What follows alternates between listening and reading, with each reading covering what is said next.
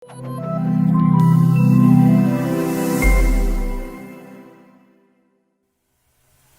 everybody, Dorethia here, and it is Q&A day. That's right. A lot of stuff goes on at work, some good, a lot of good, right? But there is some not so good stuff. And some things you just need questions on. We all need help navigating sometimes. You know, something may come up and you don't exactly know how to handle it. Well, I have my cards here. I'm ready. I'm ready. Oh. We not playing spades? Okay. Q&A. That's right. Stay focused. All right. So let's dig in. Let me see what I got here. All right. How does a person deal with being overlooked and used in their current position? I'm training superiors who came in after me and am looked at as the go-to person for everything, but don't receive the money or title. One begins to look for another job. The handwriting is really on the wall there. I mean, we've all been here, right? Where we've had to train somebody to do a job. And you're looking like, oh, what about me? What about me? Like, I can do it. I'm training them. I think that I say look for another job, but let me just back up a little bit. I'll start here. Let's say you do go to your leader and you say, you know what?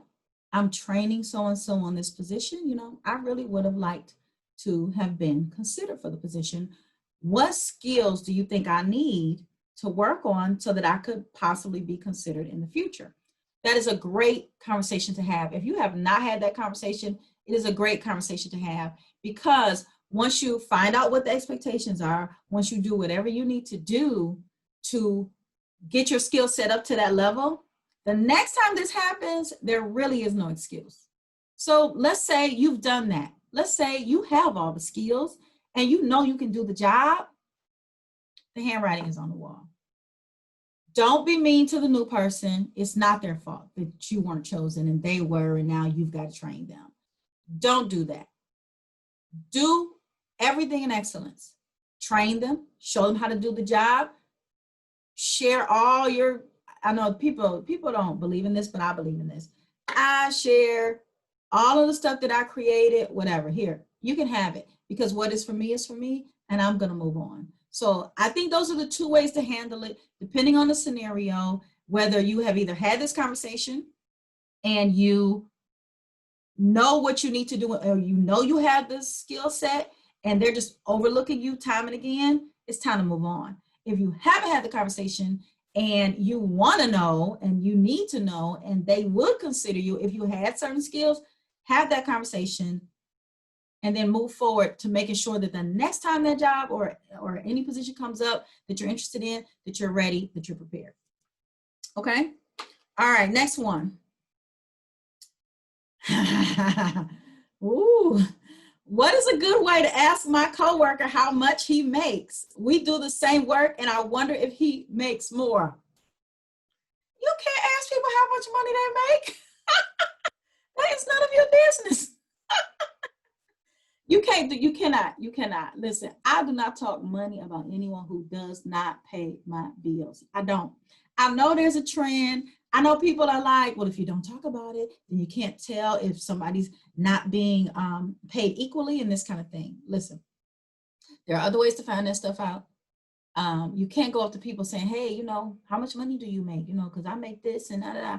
You can't do that. I can't. I'm not with it. I know other people, I know it's going to be all kind of comments down below like, why not? I mean, we should be transparent and nobody should have anything to hide. Listen, my money is my business. No, you know.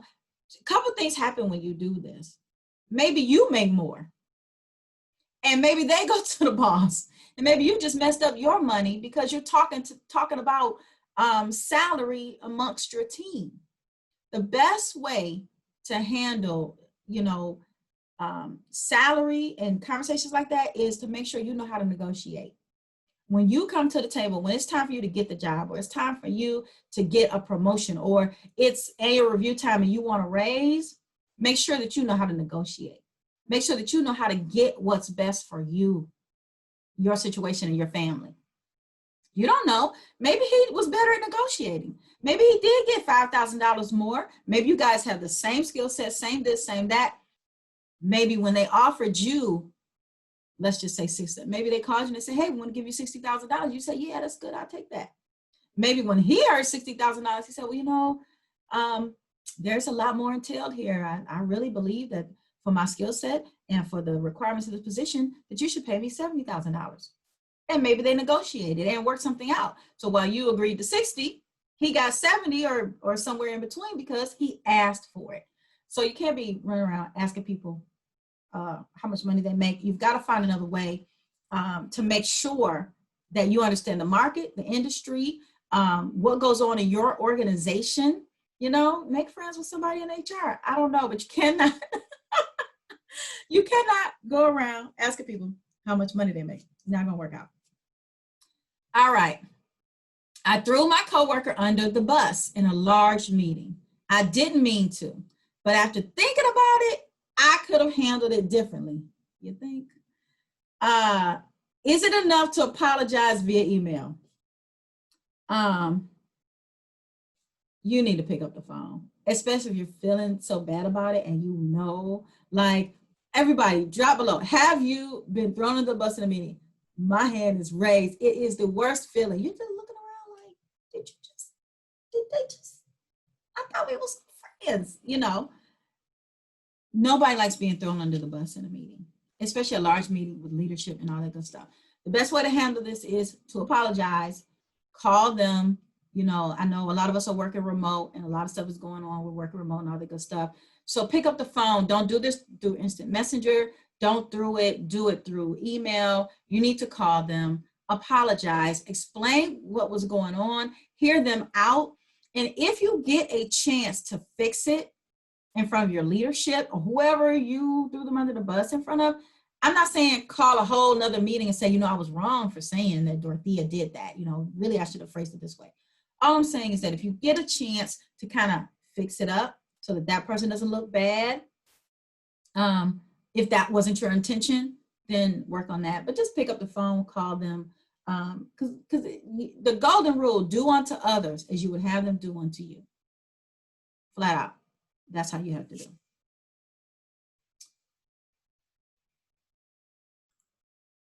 All right, what we got next here? If something is discussed via phone, should a follow-up summary of the call be sent via email as well?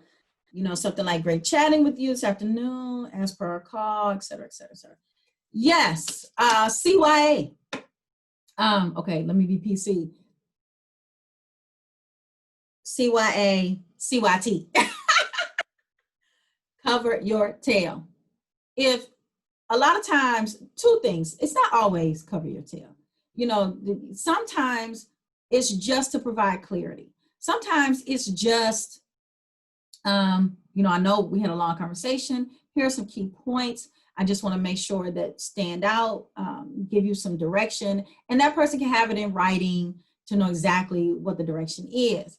Sometimes it is CYA because, again, back to that thrown under the bus thing, sometimes things get lost in conversation, lost in translation, and I thought I heard what you said, but I translated to somebody else differently. If you put it in writing, there can not be too much misunderstanding. You might have to clarify, but at least you can go back to the email that you sent that gave direction. So let's talk about that too. Email versus instant message or whatever messaging system you're using. Email is probably better than instant messenger because it's easy to go back. Instant messenger, you got to download and all that good stuff.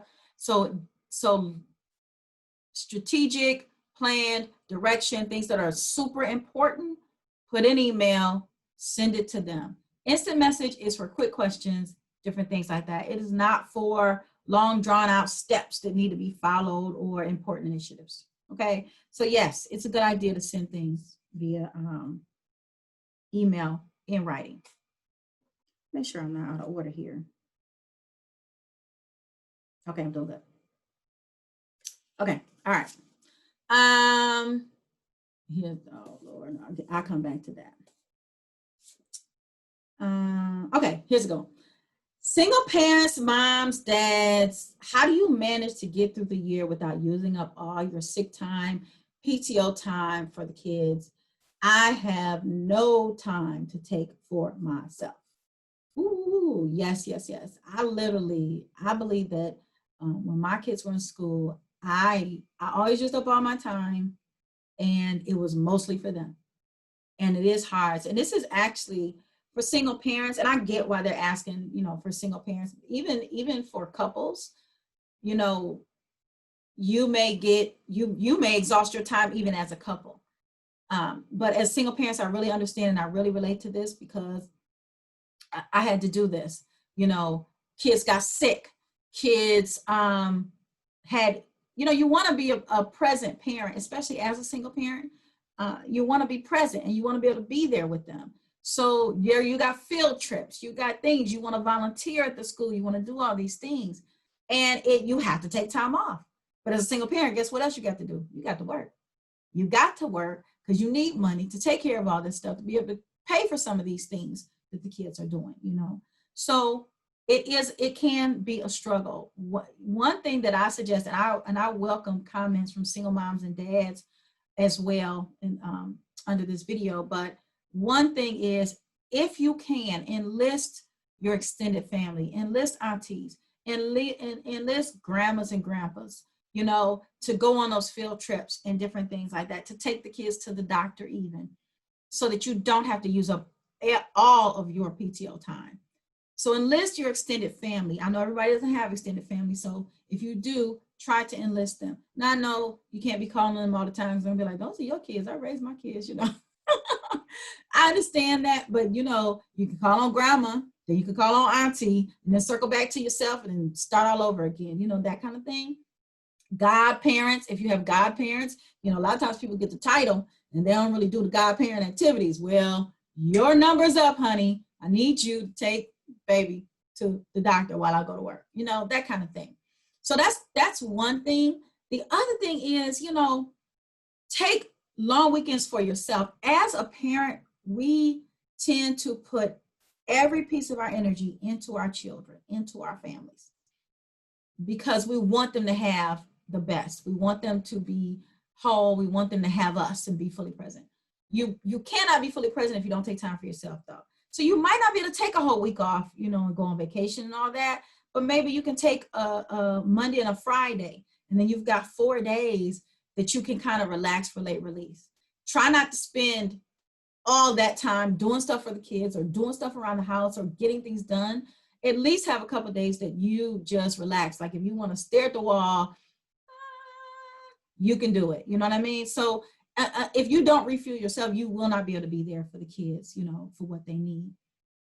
So moms and dads, yes, we pour our all into our kids, but try to at least ink out a day for yourself. So you could do long weekends. You could take those mental health days where you just take a day in the middle of the week off. It's just one day, not a whole week, right? So you save at least 3 days of your vacation time just for you. At a minimum, 3 days just for you. No field trips, no taking kids to the doctor, no whatever with the kids. These are your 3 days. So, and drop comments, because I know that this is an issue. I know it was an issue for me. There were years before I had a day to myself, because all my, when you're first starting in your career, you only got 2 weeks of vacation, right? So that's, the kids got that. And then how many of us have had those, when my kids got in trouble in school, how many has been on the phone like, you better get to that class and you better do right, because I got to work and you better not cause that teacher any trouble. Like, I'm not coming up there. You can't be suspended. You don't have time to get have behavior problems. I got to go to work. Like, how many of us have had that conversation? I even had some when they were sick. Kids, sometimes they're sick, but sometimes they are not sick. Nothing is wrong with them. So I was like, you better go to that room and sit there quietly and do. So I'm just saying. Single parents, big hug, lots of love from me, because I know where you're at and what you're going through. So everybody else, drop some love in the comments, give some strategies, because we got to help each other out. All right, next. When is the best time to change careers? The best time is anytime. There are no limits. There are no limits. Don't put limits on yourself, and don't let anybody else put limits on you. The best time is anytime. Now, you got to prepare, right? You can't just say, let me pick something.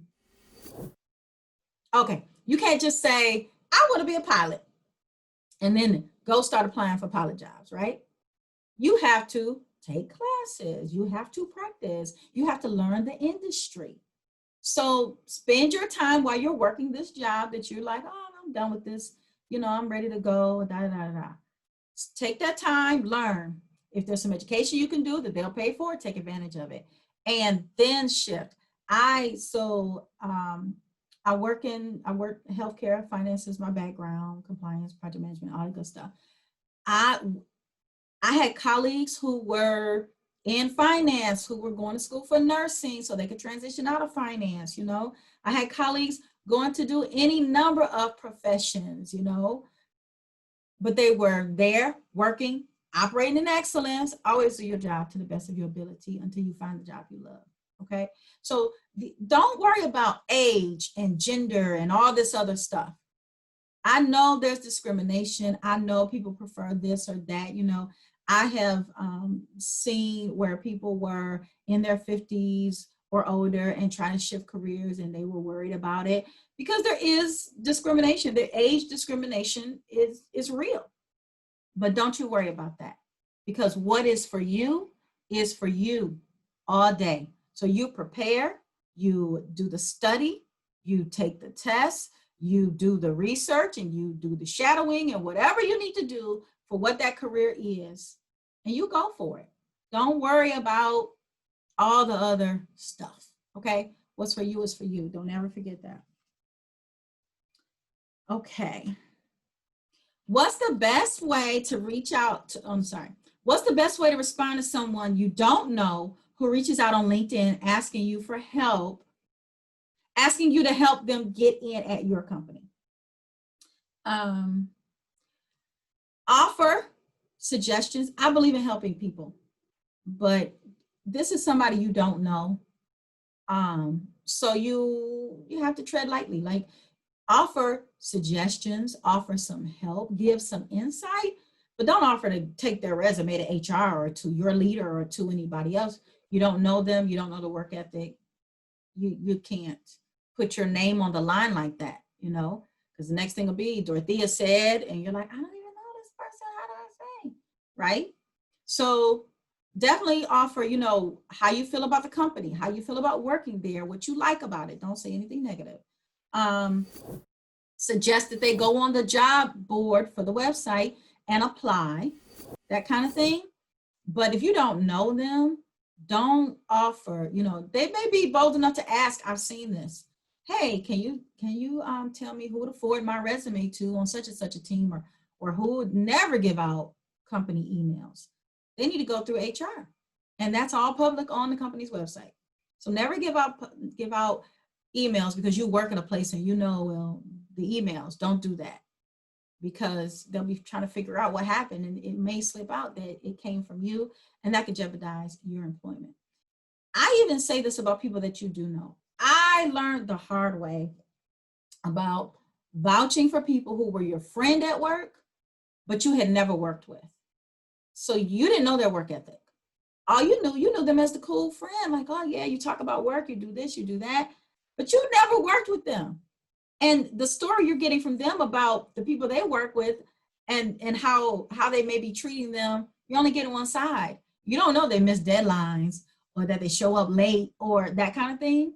So the same thing with people that you do know. If you have not worked with them and you cannot vouch for their work ethic, don't pass resumes on.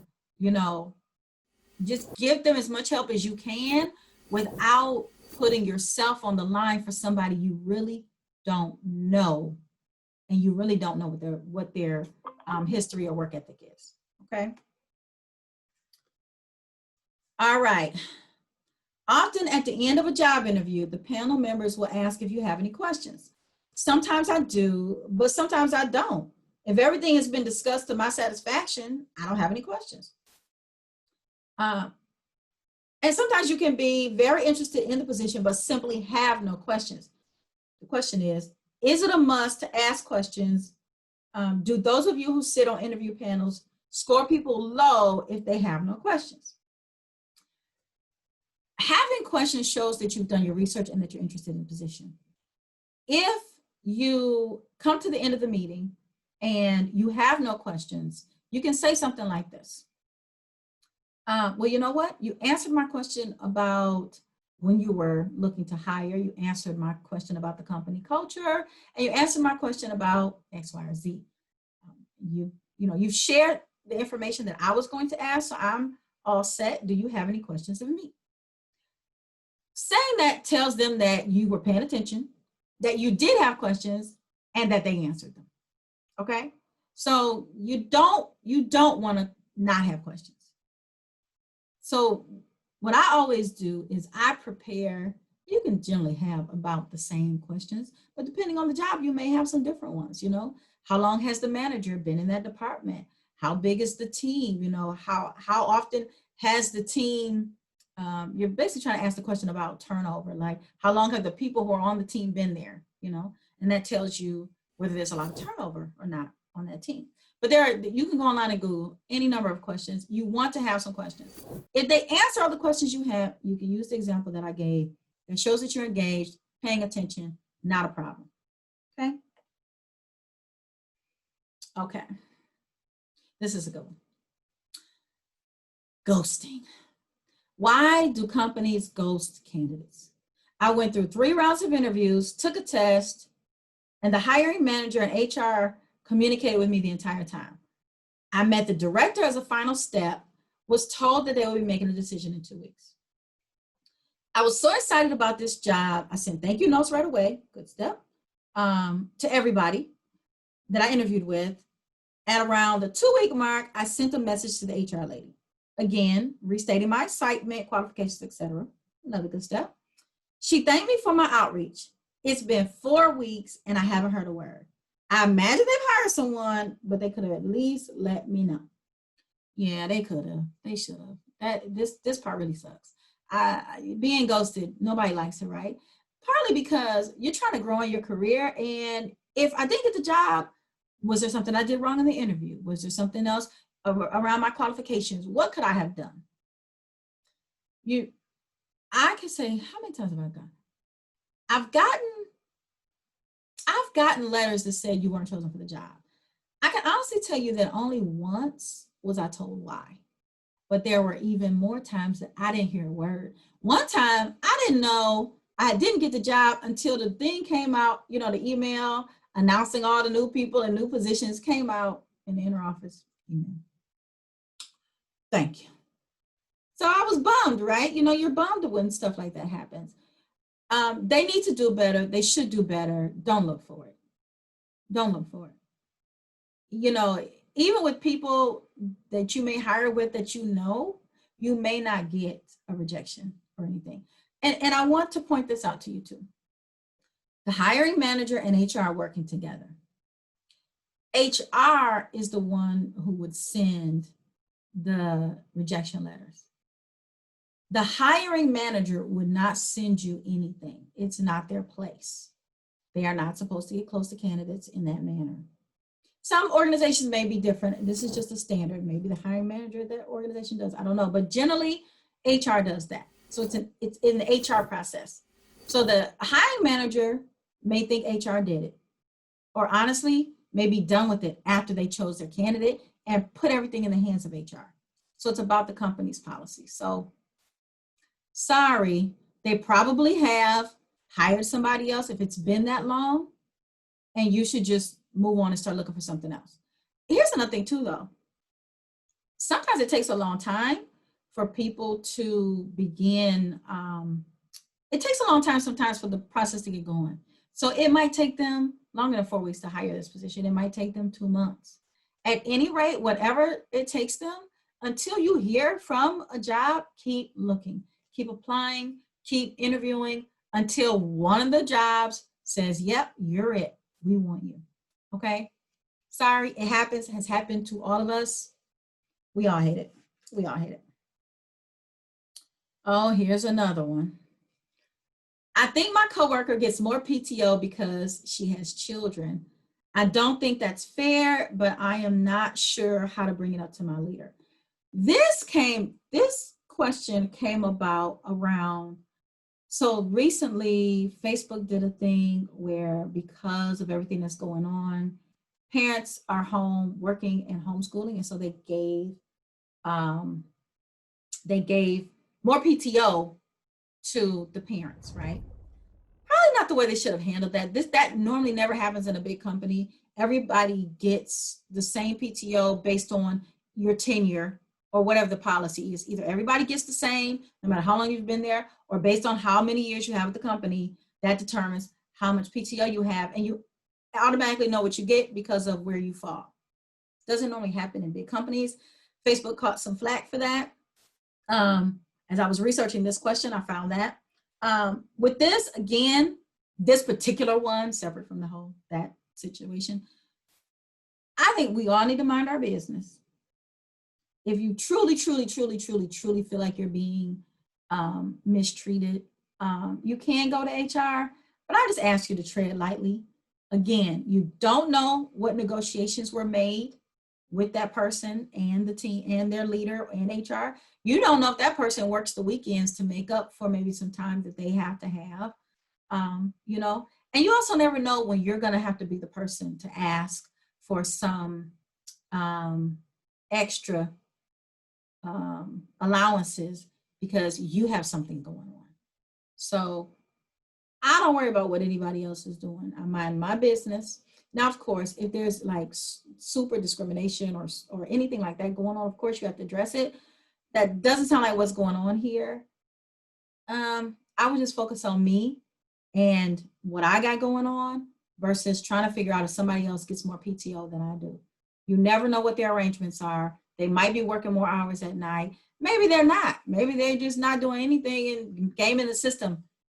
Don't worry about all that. Focus on you, doing your thing, and being excellent at everything you do. All right. Okay, wait a minute. Is that it, I think? Hold on, let me make sure. I think we have covered them all. Look at that. Yep, that's it. This is the end of the Q&A. So listen, we do these every now and then, probably a couple times every couple months. So if you have questions you want us to answer, me or someone from my team will gladly answer them. Drop them in the comments or send us a message and we will have another Q&A. I hope this was helpful to you all. We are here to answer. Listen, no question is dumb. No question is stupid. No question is off the table. If you have a question about something going on at work, send it to us and we will answer it for you. Everybody have a wonderful, wonderful day. Make sure you follow us. We are at workspacepark on everything and sign up for our email list so you can check out the workspacepark box. You see the box? Make sure you subscribe, get your subscription membership so that you can access more trainings like these, our members only online magazine, and all the other cool things like happy hour that we do in our Facebook group. All right, have a good one.